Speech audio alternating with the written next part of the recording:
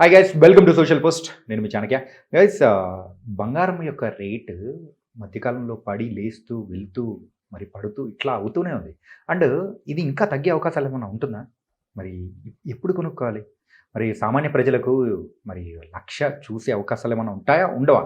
ఇలా బోల్డని మరి మనందరికి కూడా అనిపిస్తూనే ఉంటుంది కదా. మరి దీని గురించి అయితే మనకు వివరించడానికి ఇప్పుడు మనతో పాటు కూడా మరి స్టాక్ మార్కెట్ అనలిస్ట్, అలాగే గానకపాటి ట్రేడింగ్ అకాడమీ యొక్క ఫౌండర్ అయిన మరి రామచంద్రమూర్తి గారు ఇప్పుడు మనతో పాటున్నారు. మరి సార్తో మాట్లాడదాం. హాయ్ సార్, నమస్తే సార్. నమస్తే అండి. సార్, బంగారం మరీ ప్రియమైపోయింది. ఇప్పుడైతే మళ్ళీ దిగి వస్తున్నట్టు అనిపిస్తుంది. ఇలాగే దిగి వస్తుందా, లేకపోతే అలాగే ఇంకా పైకి వెళ్తుందా? Good question sir. చాలామంది ఇంట్రెస్ట్ ఉన్న టాపిక్ ఇది. ఎందుకంటే చాలామంది లేడీస్ కానీ జెంట్స్ కానీ అందరూ కూడా ఇప్పుడు గోల్డ్ ఏంటి తగ్గిపోతుందా పెరుగుతుందా అన్నారు. అయితే ఇప్పుడు ప్రజెంట్ చూస్తే ఏంటంటే ఇంటర్నేషనల్గా గోల్డ్ 4050 దగ్గర ఉంది. అంటే మేజర్ సపోర్ట్ $4000 దగ్గర మేజర్ సపోర్ట్ ఉంది. అది ఏంటంటే అంతకుముందు జనవరి ఫిబ్రవరి ఈ ఇయర్లో 5000 దాకా వెళ్ళింది. అవును. సో ఇప్పుడు $1000 తగ్గాయి అనమాట. అలాగే ఇండియాలో చూసుకుంటే అది ఆ టైంలో చూస్తే 1,80,000 దాకా వెళ్ళింది. ఇప్పుడు 40,000 అలా తగ్గి ఇప్పుడు 1,40,000 ఆ రేంజ్ ఉంది. సో ప్రెజెంట్ అయితే మనం చెప్పుకోవాల్సింది ఏంటంటే మేజర్గా బాగానే తగ్గింది గోల్డ్. అయితే ఇంటర్నేషనల్గా ఏంటంటే ఈ $4000 దగ్గర ఎక్కువ మంది బ్యాంక్స్ అందరూ కూడా కొనున్నారు. కాబట్టి ఇక్కడ మేజర్గా సపోర్ట్ అయ్యే ఛాన్సెస్ ఎక్కువ ఉన్నాయి. అయితే గోల్డ్ ఇంత సడన్గా ఫాల్ అవటానికి రీజన్ ఏంటి? యాక్చువల్గా 1,80,000 ఉన్నప్పుడు 2,00,000 వెళ్ళిపోతుంది అని అందరూ అనుకున్నాం. సో అక్కడ జనవరిలో ఫిబ్రవరిలో ఏమైందంటే మార్జిన్స్ పెంచడం ఒక్కసారిగా క్రాష్ అయింది. గోల్డ్ కానీ సిల్వర్ కూడా అలాగే 4,00,000 నుంచి ఇప్పుడు 2,20,000 దాకా వచ్చింది. సో ఈ 2 ఎందుకు ఇంత డౌన్ అవుతున్నాయి? ఇంకా డౌన్ అయ్యే ఛాన్స్ ఉందా? ఇప్పుడు ఏంటంటే మనం తగ్గింది కదా కొనుక్కోమని అంటే ఇంకా తగ్గే ఛాన్స్ ఉందా? 1,00,000 వస్తుందా? 1,20,000 వస్తుందా అని కూడా అందరూ అడుగుతుంటారు. మిడిల్ క్లాస్ పీపుల్ అందరూ కూడా ఆలోచించేది ఇదే సార్. ఏంటంటే ఒక్కసారిగా పెరిగింది కదా, పెట్టామంటే మనకు కూడా కొంచెం డబ్బులు వస్తుందా, ఇన్వెస్ట్మెంట్స్గా మార్చేసుకుంటూ ఉన్నారు. అయితే ఏంటంటే మనం ఎమోషనల్గా కాకుండా మేము టెక్నికల్గా మాట్లాడాలి కాబట్టి ప్రెజెంట్ $4,000 సపోర్ట్ ఉంది. కాబట్టి మేము చెప్పేది ఏంటంటే ఇప్పుడు మీరు ₹1,00,000 ఇన్వెస్ట్ చేద్దాం అనుకుంటే ఒక 50,000 ఈ రేట్లో కొనుక్కోవచ్చు. ఇంకా ఎందుకంటే ఇక్కడ 4,000 సపోర్ట్ తీసుకుందంటే మళ్ళీ పైకి వెళ్ళిపోయే ఛాన్సెస్ కూడా ఉన్నాయి. కాబట్టి అంతకుముందు 1,80,000 వచ్చినప్పుడేమో 2,00,000 వెళ్ళిపోతాను. దాని మీద కంపేర్ చేస్తే ఇప్పుడు 1,40,000 అనేది బాగా తగ్గినట్టే. కాబట్టి 1,00,000 వస్తుందా అంటే ఇప్పుడు అప్పుడున్న పరిస్థితులు మళ్ళీ రావాలంటే చెప్పలేం. ప్రెజెంట్ అయితే $4,000 అనేది మేజర్ సపోర్టు. ఇక్కడ కొంత ఇన్వెస్ట్ చేసుకోవచ్చు. ఒకవేళ ఈ వీక్లో ఏదైనా తగ్గితే అప్పుడు మళ్ళీ మ్యాక్సిమం 1,00,000 లాస్ట్ టైం చూసాము. బాగా వచ్చింది 1,25,000, 1,28,000 దాకా వచ్చింది. ఇప్పుడు మార్చ్ ఏప్రిల్లో. సో మళ్ళీ ఒకసారి అది సెకండ్ టెస్టింగ్ చేసే ఛాన్సెస్ కూడా ఉన్నాయన్నమాట. అయితే ఇప్పుడు ఏమవుతుందంటే ఈ గోల్డ్ మీద మనకి ఈ స్టాంప్ డ్యూటీ పెంచారు కాబట్టి గవర్నమెంట్ వాళ్ళు యాక్చువల్గా ఇప్పుడు 1,20,000 25 దగ్గర ఉన్నట్టే. ఈ 15,000 ఏంటంటే ట్యాక్సెస్ పెంచడం వల్ల మనకి ఎక్స్ట్రా పేమెంట్ కట్టాల్సి వస్తుంది. ఓకే. సో కాబట్టి ఇప్పుడు తీసుకోవచ్చు అంటే కొంత తీసుకోండి.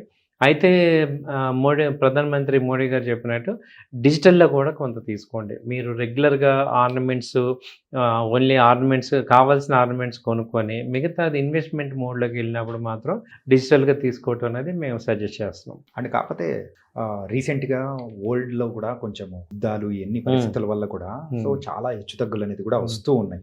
అంటే అందరి భయం ఏంటంటే ఇప్పుడు రాబోయేది కూడా పండగల సీజన్ అండ్ దాంతో పాటు కూడా అంటే మెయిన్గా పెళ్ళిళ్ళు అనేది కూడా మరొకసారి స్టార్ట్ అవబోతున్నాయి.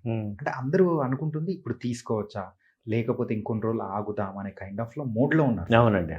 అయితే ఇప్పుడు ఏంటంటే సార్, ఇప్పుడు మ్యారేజెస్ అలాంటివి అనుకోండి, అసలు ఇష్టం లేకపోయినా రేట్ తీసుకోవాలి. కానీ ఇప్పుడు ఇన్వెస్టర్ మోడ్, ఇప్పుడు మీరు అన్నట్టు ఆగుదాము అనే వాళ్ళందరినీ ఇన్వెస్టర్స్ అంటాం. ఇప్పుడు మామూలుగా ఏదైనా అర్జెన్సీ ఉంది, గిఫ్ట్ ఇవ్వాలో, సపోజ్ మ్యారేజ్ అనుకోండి, కంపల్సరీ ఏ రేట్ ఉన్నా కొనాల్సిందే అక్కడ. సో ఇప్పుడు ఇవాళ కొందాము లేదా ఆగుదాము అనే వాళ్ళందరూ కూడా ఇన్వెస్టర్స్ నేను చెప్పేది ఏంటంటే కనీసం 1 ఇయర్ 2 ఇయర్స్ మినిమం 1 ఇయర్ అయితే హోల్డ్ చేసేటట్టు మీరు ఉండాలి. అప్పుడు ఈ రేట్లో 50% తీసుకోండి. నెక్స్ట్ తగ్గినప్పుడు మళ్ళీ తీసుకోవచ్చు. మళ్ళీ నెక్స్ట్ ఈ $4,000 కనుక సపోర్ట్ ఒకవేళ బ్రేక్ అయ్యి ఇంకా కిందకి వెళ్తుంటే అప్పుడు మళ్ళీ కింద లెవెల్లో బై చేయొచ్చు. ఇప్పుడు మనీ ఉంచుకొని ఇక్కడ బాగా రేట్ తగ్గినప్పుడు అక్కడ ఇన్వెస్ట్ చేసుకోవటం అనేది కరెక్ట్. ఈవెన్ గోల్డ్ కన్నా ఇప్పుడు ఏంటంటే సిల్వర్ 2,20,000 వచ్చింది. ఆల్మోస్ట్ 4,30,40 దాకా వెళ్ళి ఇప్పుడు 2,20,000 వచ్చింది. ఇప్పుడు గోల్డ్ కన్నా సిల్వర్ కొంచెం బెటర్ అనిపిస్తుంది. ఎందుకంటే సిల్వర్‌కి ఏంటంటే ఇప్పుడు ఇండస్ట్రియల్ యూసేజ్ ఎక్కువ అవుతుంది. లైక్ ఎలక్ట్రికల్ వెహికల్స్‌లో దానికి యూజ్ ఉంది. సోలార్ ప్యానెల్స్‌లో యూజ్ ఉంది. అలాగే గోల్డ్‌కి ఆల్టర్‌నేట్‌గా సిల్వర్‌ని వాడుతున్నాం. కాయిన్స్ అవి ఉంది. కాబట్టి ఆ సిల్వర్ కూడా ఇప్పుడు మంచి గ్రోత్ కనబడుతుంది. ఇప్పుడు గోల్డ్ అండ్ సిల్వర్ మిక్స్ తీసుకుంటానంటే 70% సిల్వర్, 30% గోల్డే మేము ప్రిఫర్ చేస్తున్నాం. ఓకే. ఎందుకంటే అంత కొంచెం ఇది సిల్వర్ ఒక 2 ఇయర్స్ నేను ఆగుతానంటే మీకు దాదాపు 4,00,000 మళ్ళీ వచ్చే ఛాన్స్ ఉంది సిల్వర్‌లో. సో, ఎక్కువ బెనిఫిట్ సిల్వర్ కనపడుతుంది. సిల్వర్ కూడా 2,00,000 మాక్సిమం అక్కడి నుంచి లాస్ట్ టైమ్ కూడా 2,00,000 వచ్చి మళ్ళీ రివర్స్ అయిపోయింది. యాహ్!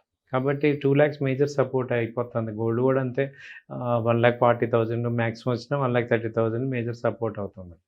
సో, ఇవేంటంటే అంతకు ముందులాగా మళ్ళీ 1,20,000కి 1,00,000 వచ్చే ఛాన్సెస్ చాలా తక్కువ ఉన్నాయి. సో, ప్రెజెంట్ కనపడట్లేదు. ఎందుకంటే మేజర్‌గా అందరూ ఏంటంటే ఇప్పుడు ఒకసారి గోల్డ్, సిల్వర్ పెరిగాయనుకోండి మళ్ళీ ఆ ఒక రేంజ్‌లోనే ఉంటాయి. సో, యావరేజ్‌గా ఏంటంటే గోల్డ్, సిల్వర్ మనకి పర్ యానమ్ 20% రిటర్న్ ఇస్తుంది. కాబట్టి లాస్ట్ 3 ఇయర్స్ నుంచి చూసుకున్న 20% చొప్పున పెరుగుతుంటాయి. రైట్. సో, ఈ ఇయర్ ఏంటంటే ఆల్రెడీ 2026లో ఏమైందంటే 3 ఇయర్స్ గ్రోత్ ఒకసారి వచ్చింది. కాబట్టి ఇక్కడ ఏమవుతుందంటే నెక్స్ట్ 2 ఇయర్స్ ఇది స్టేబుల్‌గానే ఇదే రేంజ్‌లో ఉంటదనమాట. కాబట్టి గోల్డ్, సిల్వర్ ఇప్పుడు 1,40,000 దగ్గర గోల్డ్ కొంత కొనుక్కోండి. 2,20,000, 2,10,000 దగ్గర సిల్వర్ బై చేసుకోవటం. మళ్ళీ కింద లెవెల్‌లో మళ్ళీ యాడ్ చేసుకోవటం బెస్ట్ సజెషన్ అని నా ఉద్దేశం. ఓకే. అంటే ఇన్వెస్ట్‌మెంట్స్ వైస్ అయితే 70% సిల్వర్, 30% గోల్డ్ అని చెప్పేసి అంటున్నారు. కాకపోతే ఇంకా ఇన్వెస్ట్ చేసేవాళ్ళు మిగతా మెటల్స్ పైన కూడా ఇంట్రెస్ట్ అనేది కూడా రీసెంట్ టైమ్స్‌లో బాగా చూపిస్తున్నారు కదా సార్. మరి దానిలలో ఏమంటారు మీరు? మిగతా వాటిల్లో ఏమవుతుందంటే సార్ ఇప్పుడు ట్రేడింగ్ పాయింట్‌లో అది వర్కౌట్ అవుతది గానీ, ఇన్వెస్ట్ పాయింట్‌లో అవ్వదు. ఇప్పుడు క్రూడ్ గానీ, ఇంకా మెటల్ చూసుకుంటే కాపర్ ఉంది. యాహ్! కాపర్ ఏమో ఫిజికల్‌గా మనం బై చేయలేం. సో, ఓన్లీ ఎంసీఎక్స్‌లోనే ఫ్యూచర్స్ గానీ, లేకపోతే కాపర్ మైనింగ్ కంపెనీస్‌లో గానీ ఇన్వెస్ట్ చేస్తాం.